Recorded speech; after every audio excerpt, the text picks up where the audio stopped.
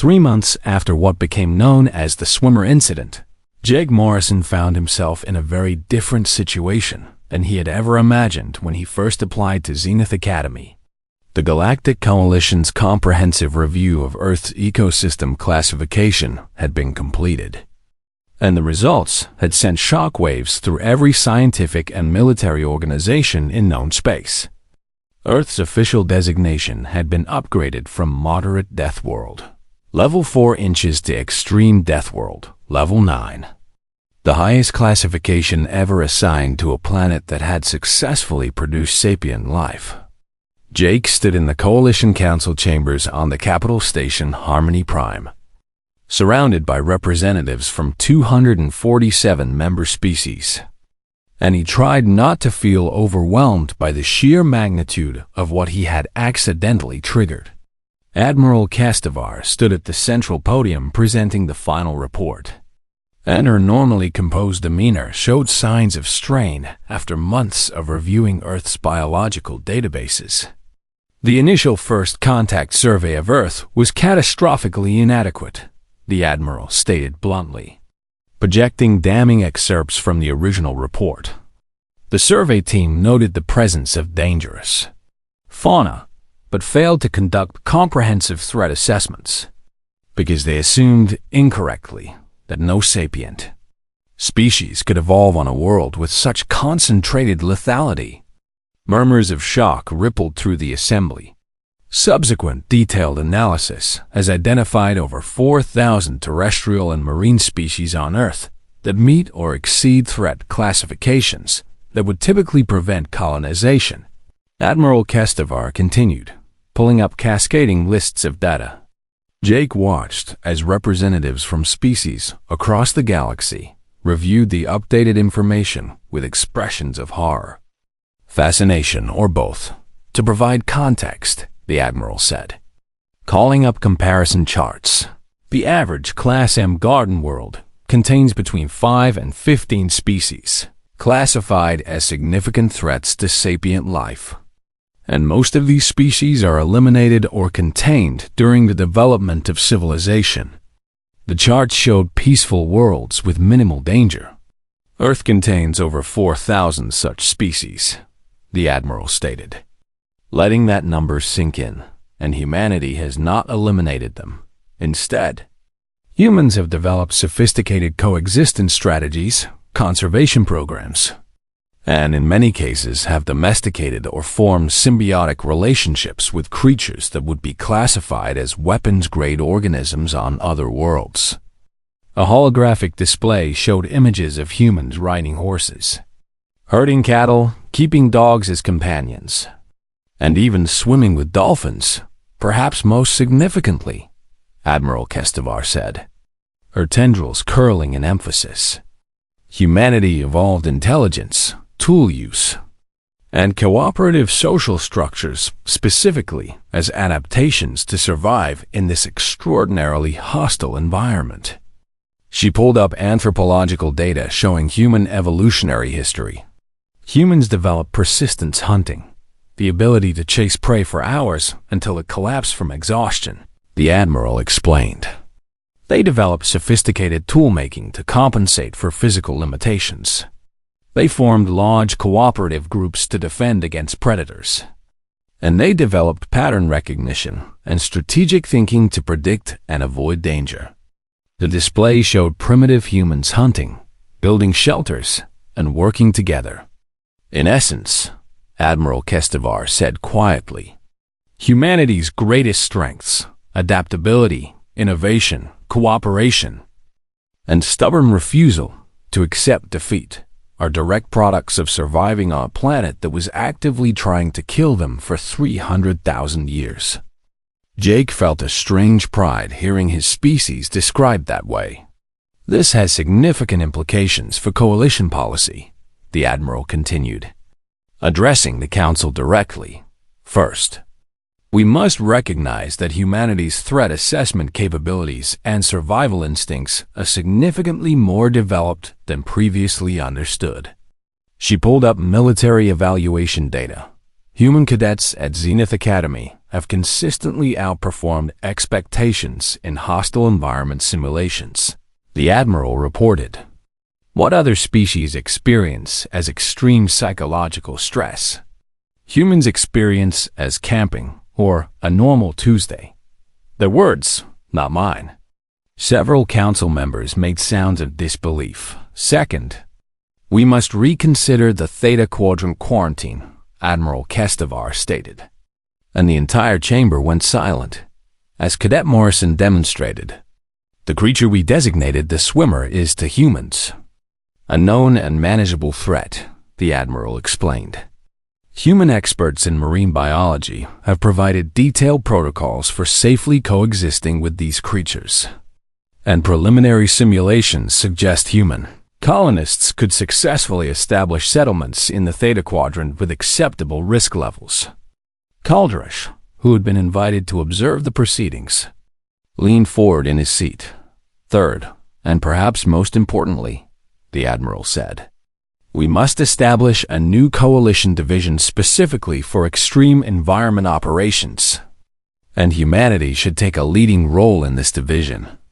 The proposal appeared on everyone's displays. There are 47 quarantined worlds across coalition space that were abandoned due to hostile fauna, Admiral Kestevar explained. Many of these worlds have valuable resources or strategic importance, but the danger levels made colonization impossible until now.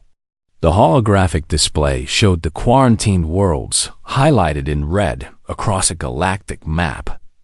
We propose forming specialized teams led by human advisors to reassess these worlds and develop colonization strategies based on humanity's proven ability to thrive in hostile ecosystems, the Admiral stated. Jake felt every eye in the chamber turn toward him. Cadet Morrison, Admiral Kestevar called. Please approach the podium. Jake walked forward on slightly unsteady legs, very aware that he was representing all of humanity in this moment. Cadet, you triggered this reevaluation by recognizing a Class 9 threat as something familiar from your childhood, the Admiral said. Can you explain to the Council how humanity maintains this casual relationship with danger? Jake took a deep breath and faced the assembled representatives. It's not that we're fearless, he began carefully. We're actually pretty scared of a lot of things on Earth, but fear alone doesn't solve problems. So we study what we're afraid of until we understand it. He pulled up images on his personal datapad. When we encounter a dangerous animal, we ask questions. What does it eat? When does it hunt? How does it communicate? What triggers aggression? And once we understand those things, we can predict behavior and avoid conflict most of the time, Jake explained. What about when conflict is unavoidable? A Vryn counselor demanded. Then we prepare, Jake said simply. We develop tools, we create safety equipment. We establish protocols, and we train people to respond appropriately. But even then, we respect the danger, and we never assume we're completely safe. He showed images of park rangers, marine biologists, and wildlife conservationists. These are humans who work with dangerous animals professionally, Jake said. They spend their entire careers studying and protecting creatures that could kill them, because we believe that every species has a right to exist and plays an important role in the ecosystem. Telana, watching from the visitor gallery, chirped softly. Humanity learned a long time ago that we're not separate from nature. We're part of it, Jake continued. And that means coexisting with dangerous creatures rather than eliminating them, because eliminating them would damage the entire ecosystem, including our own food sources. Admiral Kestevar nodded approvingly. The Council will vote on the proposal to establish the Extreme Environment Operations Division, she announced. But I believe Cadet Morrison has demonstrated why humanity is uniquely qualified to lead such efforts. The vote was called, and Jake watched in amazement as an overwhelming majority approved the measure. Within hours, recruitment notices went out across human-populated space, and applications flooded in from humans excited by the challenge of exploring and settling death worlds that other species had abandoned. The semester at Zenith Academy concluded with Jake receiving the highest honors in his class and an immediate commission as a junior officer in the newly formed EEOD. On his last day, he stood with Talana on an observation deck, watching ships come and go from the station. "I still cannot believe your species evolved on such a hostile world," Talana said softly, her wings reflecting the light from nearby stars. "Sometimes I can't believe it either," Jake admitted. "But I think it made us better, more careful, more creative, more willing to work together." "Your world is orcas that hunt sharks, yes?" Talana asked hesitantly. "Yeah, we do," Jake confirmed. "And you have humans who swim with these orcas deliberately?" She pressed. "Some do, yeah. We call them killer whales, but they've never killed a human in the wild," Jake explained. "They're actually incredibly intelligent and seem to recognize humans as fellow intelligent beings rather than prey." Talana made a sound like wind chimes in a storm. "Your species terrifies me," she said, but she leaned against his shoulder affectionately. "But I'm glad you are our friends rather than our enemies." Jake smiled.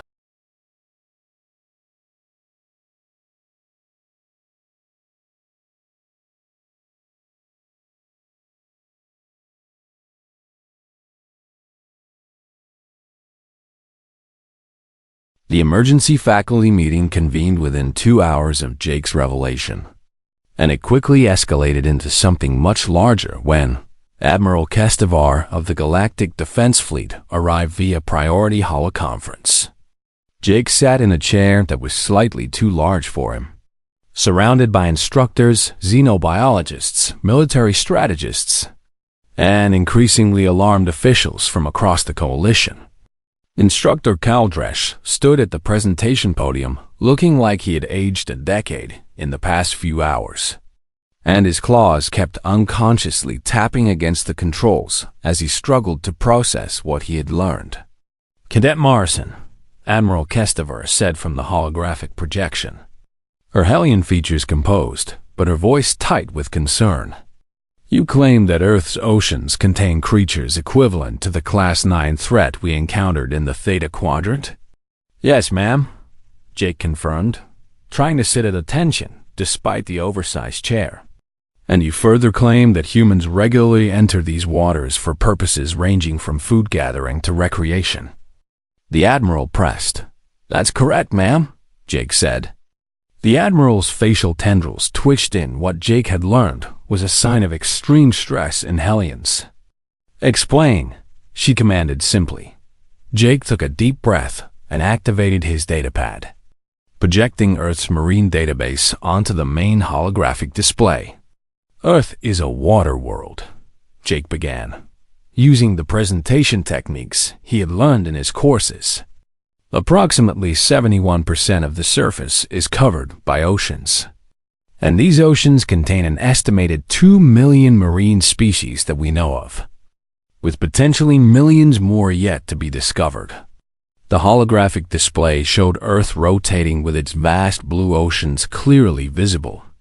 Humans evolved on the coasts and developed maritime cultures because the ocean provided abundant food resources, Jake continued.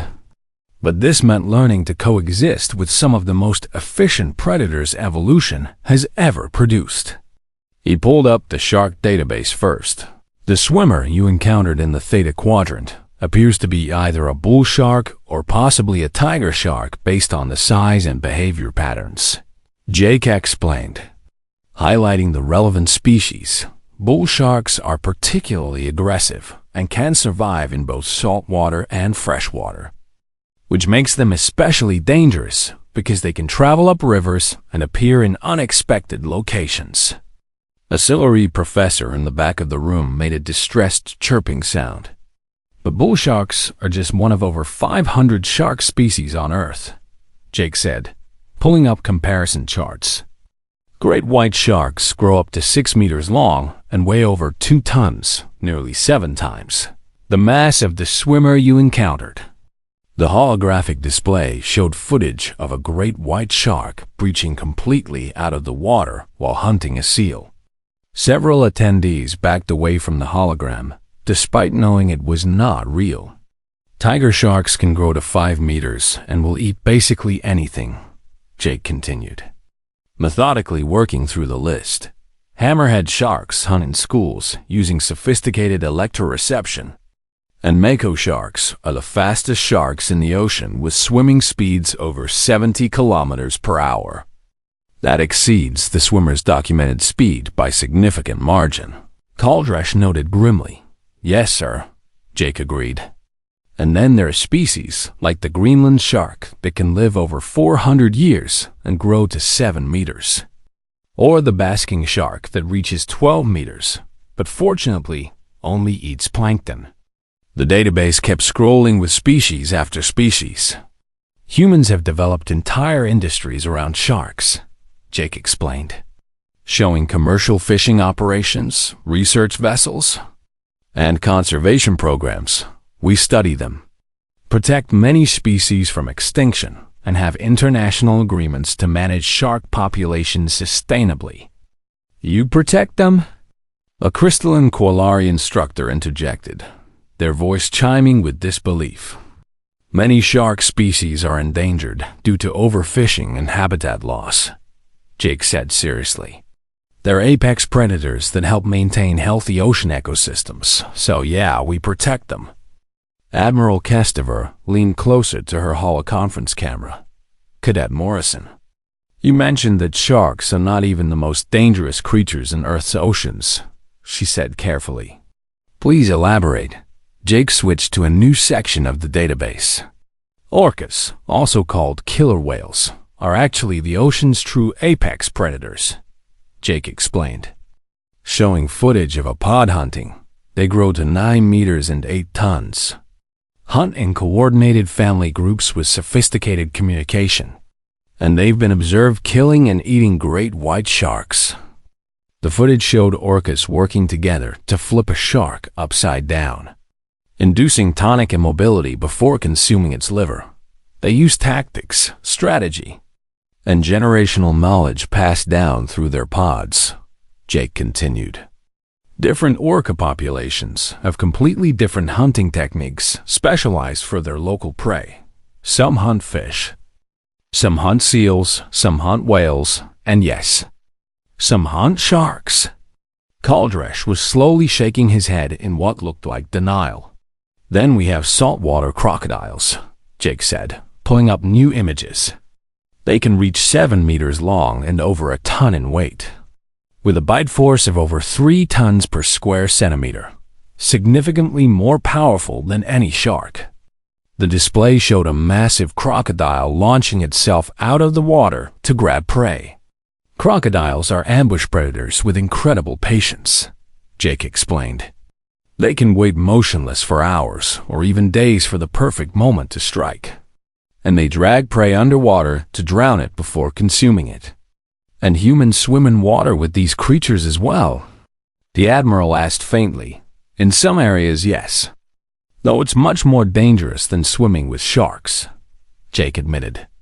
Australia has warning signs posted at beaches and rivers where crocodiles are present. But people still go in the water sometimes. He switched to the next category. Now we get into the really dangerous stuff. Venomous marine life, Jake said, showing images of jellyfish, octopi, and cone snails. The box jellyfish is nearly transparent and almost impossible to see in water, Jake explained, showing the fragile-looking creature. Its tentacles can grow up to 3 meters long and contain enough venom to kill dozens of humans in minutes. And there is no antivenom for the most lethal species. Talana made a sound like glass breaking. The blue-ringed octopus is only 20 centimeters long but carries venom, powerful enough to kill 26 humans in minutes, Jake continued relentlessly. The cone snail looks like a pretty shell, but fires venomous harpoons that can penetrate wetsuits. And the stonefish is so well camouflaged that people step on them accidentally and receive venom that causes extreme pain and can be fatal. The database kept scrolling, Portuguese man, a war. Sea snakes, lionfish, stingrays, and dozens of other venomous species. Then we have creatures dangerous due to sheer size, Jake said, switching categories again. Giant squid can reach 30 meters in length with tentacles covered in razor-sharp hooks. And they fight sperm whales in battles to the death in the deep ocean. The holographic display showed reconstructed footage of such a battle based on scars found on whales. And finally, Jake said, we have to consider the microscopic threats, pathogenic bacteria, parasitic worms, toxic algae blooms, and even brain-eating amoebas that can enter through your nose when swimming in warm fresh water. Complete silence filled the meeting room. Admiral Kestevar sat back in her chair, her tendrils hanging limp. Cadet Morrison, she said slowly, how does your species have any maritime culture whatsoever when your oceans are filled with such concentrated danger? Jake considered the question carefully. Because we needed the food, ma'am, he said honestly. Early humans lived on coasts and ate seafood as a major part of their diet. And that required going into the water or at least near it. So we studied animal behavior, developed tools and techniques, created safety protocols, and built boats to fish from instead of swimming. You adapted, Caldresh said quietly. We didn't have a choice, sir, Jake replied. Humans aren't the strongest or the fastest or the most well-armed species on Earth. Not even close, but we're smart, and we work together, and we're really, really stubborn about survival. How many humans die from these oceanic threats annually? The Admiral asked.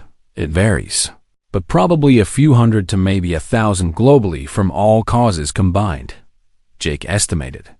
Considering Earth is over 10 billion people, and millions swim in the ocean every day, the actual risk is incredibly low if you follow safety guidelines. You have safety guidelines, Admiral Kestevar repeated in the same tone someone might use to describe finding out water was dry. Yes, ma'am. Don't swim alone. Avoid dawn and dusk when predators are most active. Stay away from areas with known crocodile populations. Wear protective suits in jellyfish areas. Don't touch things you can't identify. And if you see a shark, stay calm and leave the water slowly without splashing, Jake recited. The Admiral looked at Caldresh, instructor. I want a full assessment of Earth threat classification, she ordered.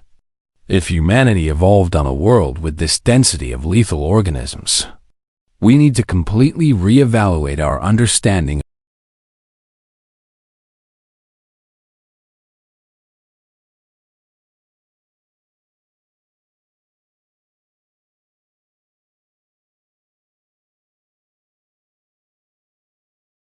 Jake Morrison stood in the simulation chamber the next morning, trying very hard not to smile, which was difficult because he had spent most of the night confirming what he had suspected during yesterday's briefing. The chamber was massive, 50-meter cube with holographic projectors, covering every surface, and it currently displayed a peaceful tropical beach with crystal-clear water stretching to a simulated horizon. Instructor Caldresh stood at the control panel outside the chamber's transparent barrier, his reptilian face unreadable as he ran through pre-examination protocols. Talana had come to watch despite her fear, and she pressed her delicate hands against the barrier with obvious concern for her human friend. Cadet Morrison, Caldresh announced formally. You will enter the simulation environment and survive for 30 standard minutes while the swimmer actively hunts you. And you may use the equipment provided on the beach or any materials you can improvise from the environment. Jake nodded, stepping into the chamber as the door sealed behind him with a hydraulic hiss. The simulation was incredibly realistic. He could feel warmth from the artificial sun, smell salt in the air, and hear waves lapping against the shore. A pile of basic equipment sat on the sand rope. A knife, an emergency beacon, and some ration packs. Simulation begins in 10 seconds, Kaldresh's voice echoed through hidden speakers. "May you survive, Cadet." Jake walked to the water's edge and looked out at the gentle waves. And he couldn't help himself. He started laughing. The countdown reached 0, approximately 100 meters offshore. A distinctive triangular fin broke the surface of the water. Jake watched it approach with the same casual interest he might give to a dog walking past on the street. "Cadet Morrison." Kaldresh's voice crackled with alarm. "The swimmer has detected you and is approaching. You must take defensive action immediately." "Sir, with all due respect," Jake called back, still watching the fin cut through the water. "That's just a bull shark." The simulation froze. Complete silence filled the chamber for several long seconds. "What did you say?" Kaldresh demanded, his voice dangerously quiet. "That's a bull shark?" Jake repeated, gesturing at the frozen hologram. "We have them on Earth. Thousands of them, actually. And they swim in basically every warm ocean on the planet." The barrier to the observation area slid open, and Kaldresh strode into the chamber with such intensity that Jake actually took a step back. "You recognize the swimmer?" Kaldresh hissed, his yellow eyes boring into Jake. "Impossible. No human vessel has entered the Theta Quadrant, and this creature exists nowhere else in explored space." "I don't need to go to the Theta Quadrant," Jake said, pulling out his datapad. "I can show you right here. Earth's marine biology database has everything you need to know about bull sharks." Kaldresh snatched the datapad with one clawed hand and stared at the screen. Jake had prepared a comprehensive file overnight. Images, videos, scientific data, and even tourist information about beaches where bull sharks were commonly seen. "This is impossible," Kaldresh muttered, scrolling through the information. "Your world has creatures identical to the Class 9 threat that destroyed an entire colonial expedition." "Not just bull sharks," Jake said, warming to the topic. "We've got over 500 species of sharks, some bigger, some smaller, some more dangerous than bull sharks." Kaldresh made a sound like grinding metal. "Sir, sharks aren't even close to the most dangerous things in Earth's oceans," Jake continued. "We've got saltwater crocodiles that grow to 7 meters and have a bite force stronger than any shark. And we've got box jellyfish that are nearly invisible and can kill a human in minutes with venom that has no antidote. The instructor's claws actually scrape marks in the datapad casing. Humans SWIM in water with these creatures?" Kaldresh demanded. "Every single day," Jake confirmed. "Millions of people surf, dive, snorkel, and swim in oceans all over Earth. And yes, there are sharks there. But actual fatalities are super rare. Maybe 10 people per year globally die from shark attacks." 10, Kaldresh repeated flatly. "Out of billions of people," Jake added. "You're statistically more likely to die from a vending machine falling on you than from a shark attack." Kaldresh's cell lashed back and forth in visible agitation by now. Other instructors and students had gathered at the observation windows. Drawn by the commotion, "Show me," Kaldresh commanded. "Show me proof that humans coexist with the swimmer." Jake took back his datapad and pulled up a video file.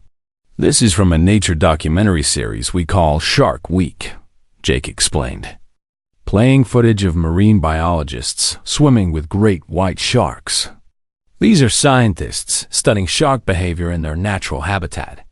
The video showed a human and diving gear calmly observing a shark nearly twice the size of the swimmer specimen in the simulation." Kaldresh made a choking sound.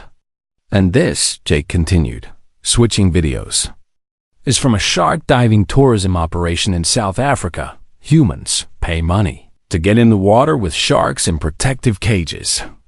The new video showed tourists laughing and taking photographs as sharks investigated the cage. "There's footage of researchers tagging sharks to track migration patterns," Jake said, showing a scientist literally grabbing a shark by the tail to attach a monitoring device. "Stop," Kaldresh commanded. His voice strained, but Jake was on a roll now. "And this is my personal favorite," he said, pulling up one more video. "This is from a beach in Florida where bull sharks, the same species as your swimmer, regularly come into the shallows. And people just swim somewhere else for a bit until they leave." The video showed children playing in the surf, while a lifeguard casually posted a warning flag about shark presence. Kaldresh stood silent for a long moment, his claws digging into the datapad. "Your species," he finally said, his voice barely controlled. "Your species treats the creature that ended a colonial expedition as a minor inconvenience?" "Well, we don't treat them casually," Jake protested. "We have safety protocols. Don't swim at dawn or dusk when sharks are most active. Don't swim with open wounds because they can smell blood. Don't splash around like injured prey. Stay in groups, and most importantly, if you see a shark, just calmly leave the water without panicking." "Safety protocols," Kaldresh repeated in disbelief. "Sharks are dangerous, sir." "But they're also just animals trying to survive," Jake explained. "Most attacks happen because the shark mistakes a human for natural prey like seals. And once they realize we're not what they want, they usually leave us alone." Talana pressed closer to the observation window, her wings quivering. "How many of these creatures exist on your world?" Kaldresh demanded. Jake winced. That's hard to estimate, but probably tens of millions across all species. And in some areas like the Bahamas or Australia, the populations are really dense." "Tens of millions," Kaldresh said faintly. "But again, sir, sharks aren't even the scariest things in our oceans," Jake insisted. "We've got giant squid, Portuguese man-o'-war jellyfish with tentacles 30 meters long, venomous cone snails, stonefish that are nearly impossible to see, and orcas that hunt in coordinated packs and can kill sharks." "Your world is a death trap," Kaldresh stated. "I mean, people say that, but humans have been living there for like 300,000 years, and we're doing fine." Jake shrugged. Kaldresh looked at the simulation chamber, then at Jake, then back at the datapad. "You expect me to believe," the instructor said slowly, "that humanity evolved on a world with tens of millions of Class 9 threats swimming in its oceans, and your species simply adapted to this?" "We didn't really have a choice, sir," Jake said honestly. "The ocean covers most of Earth and contains most of the food resources, so we either figured out how to deal with sharks or we starved." "Impossible," Kaldresh muttered. "Sir, I can prove it," Jake offered. "Earth's zoological database is publicly available through the Coalition network. You can verify everything I'm telling you." Kaldresh handed back the datapad and walked out of the simulation chamber without another word. Jake stood there uncertainly, wondering if he had just failed the examination or somehow passed it. The observation windows were now packed with students and instructors all staring at him, like he had suddenly grown extra heads. Talana's voice came through the chamber speakers, small and frightened. "Jake, are you saying that Earth's children play in water with the swimmer?" Jake looked up at his friend's terrified face. "Yeah," he admitted. "I learned to swim at the beach when I was 5 years old, and there were definitely sharks in that water."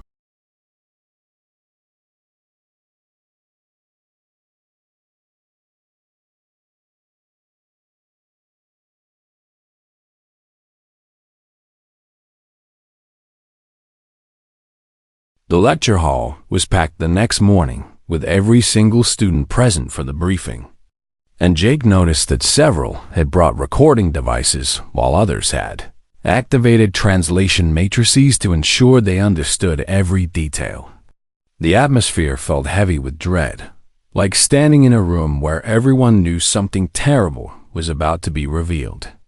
Kaldresh entered through the main doors precisely on time, his movements precise and controlled in a way that reminded Jake of Special Forces operators back on Earth, beings who had seen too much combat to ever truly relax. "Today you will learn everything we know about the swimmer," Kaldresh announced without preamble, his claws dancing across the podium controls to activate the main holographic display. Some of you will find this information disturbing, and you may leave now if you believe you cannot handle the psychological impact.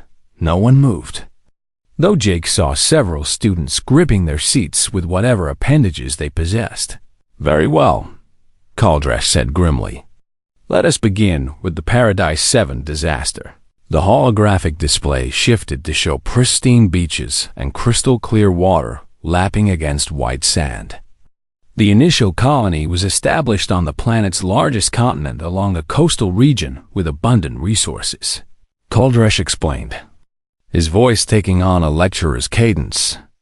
The water was clean, the climate was perfect, and preliminary scans showed a thriving but non-threatening marine ecosystem.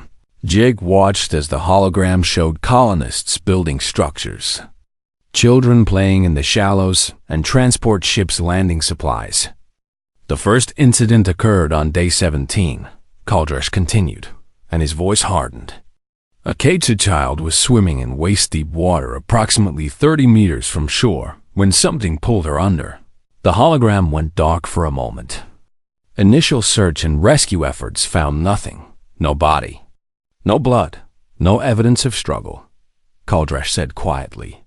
Colonial authorities assumed a tragic accident, perhaps an underwater current or a medical emergency. The display showed search teams in boats scanning the water. On day 23, 3 adult colonists disappeared while fishing from a pier, Kaldresh stated, his yellow eyes reflecting the holographic light. On day 30, an entire beach gathering of 47 individuals was attacked simultaneously by creatures moving through the water with incredible speed and coordination. The hologram showed chaos, colonists running, water churning with massive shapes, emergency alerts flashing across colonial networks. Only 12 survived that attack, Kaldresh said, his voice barely above a whisper, and their testimony described creatures of nightmare, efficient, relentless, and utterly without fear. Jake felt his stomach tighten as the hologram shifted to show the aftermath. Abandoned settlements, damaged buildings, and evacuation shuttles launching toward orbit.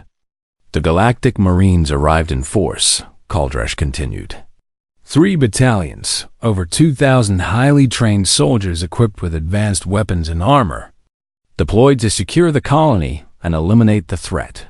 The holographic display now showed military vessels in orbit and dropships descending. They lasted 6 weeks, Kaldresh said flatly, and lost over 1,600 personnel before the surviving commanders ordered a full retreat. Shocked silence filled the lecture hall. The Marines learned what the colonists had discovered too late, Kaldresh explained, calling up detailed anatomical displays. The swimmer is not just dangerous, it is one of evolution's perfect killing machines. The hologram materialized the creature in full 3-dimensional detail, and Jake heard several students gasp or make sounds of distress in their native languages. The creature was about 3 meters long, streamlined and powerful, with a distinctive shape that was somehow both elegant and terrifying. Approximate mass, 300 kilograms of pure muscle, Kaldresh recited like reading a death sentence. Top swimming speed, 40 kilometers per hour with acceleration that rivals military pursuit craft.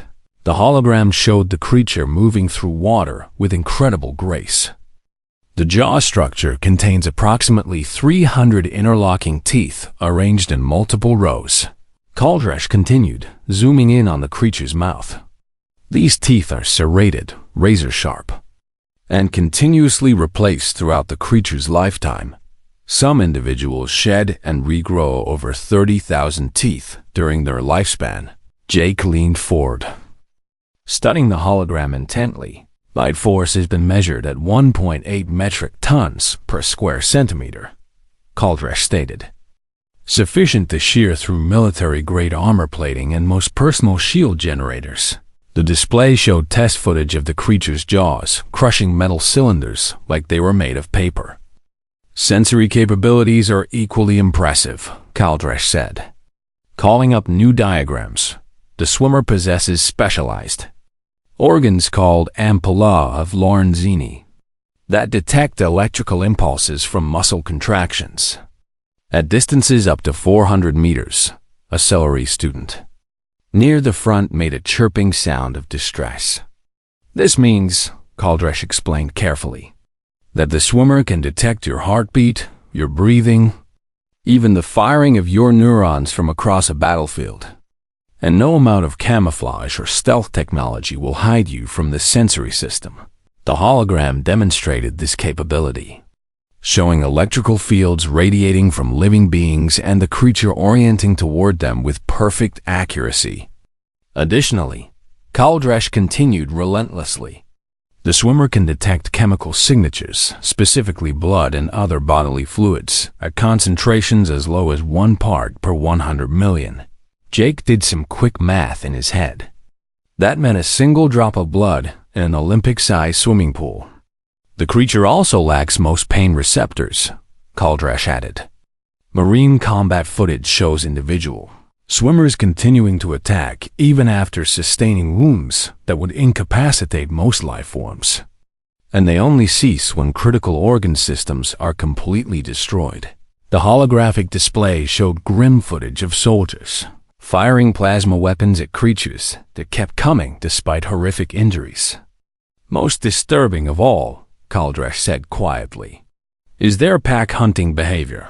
The swimmers coordinate their attacks with sophisticated social structures, communicate through methods we still don't fully understand, and demonstrate problem-solving abilities that suggest significant intelligence. The hologram showed multiple creatures working together to surround and overwhelm prey in a coordinated ambush. Their reproductive rate is also concerning, Kaldresh continued. Females can produce multiple offspring in a single breeding cycle, and juveniles reach hunting maturity within 2 standard years. Jake watched as the hologram showed size comparisons. Even the smaller juveniles were formidable predators. For all these reasons, Kaldresh concluded, his voice heavy with finality, the swimmer has been classified as a Class 9 threat, the highest designation in our threat assessment protocols. And the Theta Quadrant remains under permanent quarantine rather than risk further encounters with this species. The lecture hall remained silent as the hologram slowly rotated the image of the swimmer. Your examination will place you in a simulated coastal environment with 1 adult specimen, Kaldresh announced. The simulation is programmed to accurately replicate the creature's hunting behaviors, sensory capabilities, and physical performance. And you will have 30 standard minutes to survive using only basic equipment and your training. Talana was trembling so hard her wings created a visible vibration in the air. Around the hall, students of various species showed their own signs of distress. Color changes, defensive postures, pheromone releases, and other stress responses. Study the data I am uploading to your datapads, Kaldresh instructed. Learn this creature's behavior patterns, understand its capabilities, and prepare yourselves mentally for the most challenging examination of your academic careers. The instructor's yellow eyes swept across the hall one final time. Tomorrow we begin individual examinations in alphabetical order by species designation, Kaldresh said. Humans are near the top of that list, which means Cadet Morrison will be among the first to face the swimmer. Jake felt every eye in the lecture hall turn toward him. Class dismissed, Kaldresh stated. And may fortune favor you all, as students filed out in subdued groups. Jake sat staring at the hologram of the swimmer still rotating above the podium. Something about it nagged at his memory, something familiar in the shape.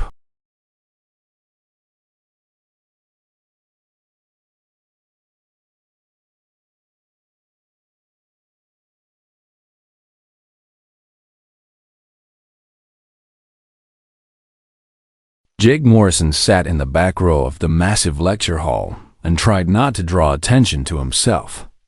which was nearly impossible when you were one of only 3 humans in a class of 500 alien students from across the galaxy.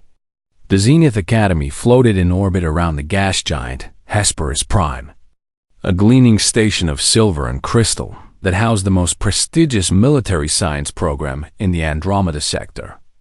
And Jake still couldn't believe he had made it through the entrance exams. Around him sat beings that looked like they had walked straight out of fantasy novels and fever dreams. Towering reptilian Vrin, with scales that shimmered like oil on water. Delicate moth-like Silari, whose wings created soft breezes when they moved. Crystalline Quillari, whose bodies chimed musically with every gesture. And dozens of other species he was still learning to identify. Most of them avoided looking at him directly. The whispers had started on his first day and hadn't stopped in the 12 weeks since. Primitive Deathworlder. Barely civilized, how did it even pass the tests? Only Talana spoke to him regularly, a kind Silari whose pale green wings reminded Jake of Luna moths back on Earth. And she had quietly explained that most species in the galaxy came from what humans would call garden worlds, peaceful planets, where evolution had been gentle and predators were rare. Earth, apparently, was something else entirely. Cadet Morrison. A voice boomed across the lecture hall, snapping Jake's attention forward. Instructor Kaldresh stood at the podium. All 8 feet of scarred reptilian muscle radiating authority and barely contained violence. And his yellow eyes fixed on Jake with the intensity of a targeting laser. The Vrin had survived 40 combat deployments across hostile worlds, had 3 commendations for valor, and ran his Xenobiology warfare course like a military boot camp combined with a horror show. Yes, sir. Jake straightened in his seat. Pay attention or fail, Kaldresh growled, his forked tongue flickering between rows of sharp teeth. Today we begin the final examination period. A nervous rustle moved through the lecture hall like wind through grass. Week 12 marks the beginning of your survival simulations, Kaldresh continued, his claws clicking against the podium controls. Each of you will face holographic recreations of the galaxy's most lethal ecosystems. And you will survive for 30 standard minutes or you will fail this course entirely. Jake had heard about these simulations from upper-year students, and the stories were terrifying. Students who broke down crying, species who refused to enter certain environments, and an overall pass rate that hovered around 30%. The simulations are designed to test your limits, Kaldresh explained, pacing across the front of the hall like a caged predator. They will place you in environments your species finds hostile, dangerous, or psychologically challenging, and your performance will determine whether you are fit for military scout service on contested worlds. A holographic display flickered to life above the podium, showing a rotating schedule of names and simulation assignments. Jake found his name quickly. He had already completed 3 simulations over the past 2 weeks. The volcanic planet had been first, and he had watched his alien classmates struggle with the heat and toxic gases while he had felt oddly comfortable. Reminded of a family trip to Hawaii where they had hiked near active lava flows, the Arctic wasteland had been second. And while other students had shivered despite their environmental suits, Jake had simply treated it like a winter camping trip in Alaska. The high-gravity jungle had been third, and yes, it had been exhausting. But Jake had grown up hiking with a weighted pack for exactly this kind of challenge each time. His casual competence had earned him more suspicious stares from classmates who couldn't understand how a human from a barely civilized species could navigate death world conditions so easily.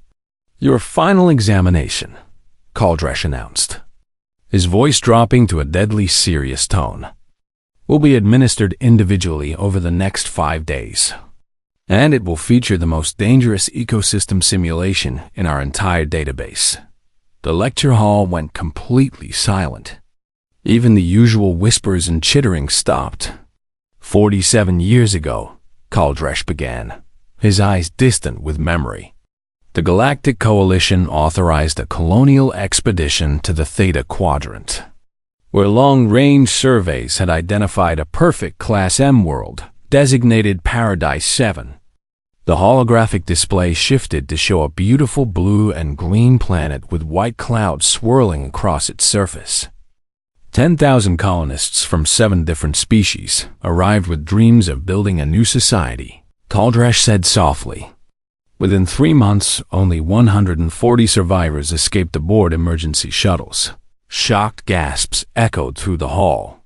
The Galactic Marines deployed 3 full battalions to investigate and secure the colony, Kaldresh continued. His voice hardening. Only 1 company returned, and they were forever changed by what they had encountered. Jake leaned forward, genuinely interested now, because this was the first time he had heard about a colonial disaster of this magnitude. The Theta Quadrant was permanently closed to colonization, Kaldresh stated. Quarantine buoys were placed throughout the sector, and the creature responsible was designated a Class 9 threat, the highest rating in our threat assessment system. The holographic display flickered and changed to show combat footage. Shaky camera views of soldiers firing weapons at something in dark water. Screams in alien languages. Flashes of something massive and fast moving through the waves. This creature has no official name, Kaldresh said quietly. We refer to it only as the Swimmer, and it is the reason we abandoned an entire quadrant of space rather than attempt to coexist with it. Talana beside Jake was trembling, her wings folded tight against her body in a posture of absolute fear.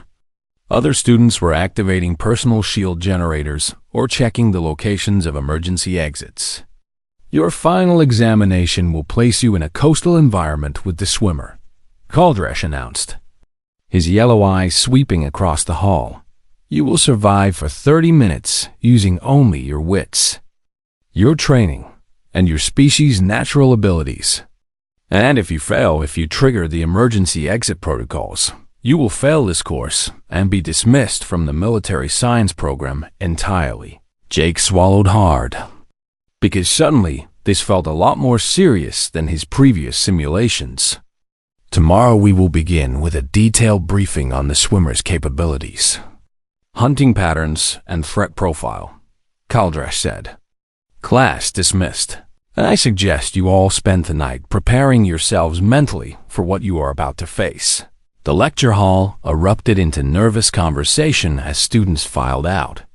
Jake gathered his datapad and noticed Talana still sitting beside him, her wings quivering. Are you okay? Jake asked quietly. My species evolved on a world with no large bodies of water, Talana whispered, her voice barely audible. The ocean terrifies us on an instinctual level, and the thought of something hunting us in the water. She broke off, unable to continue. Jake put a gentle hand on her shoulder. Hey, we'll get through this together, okay? I'll share my notes from the briefing tomorrow, and we can practice survival strategies. Talana looked at him with her large, multifaceted eyes. You are very kind, Jake Morrison, and I hope we both survive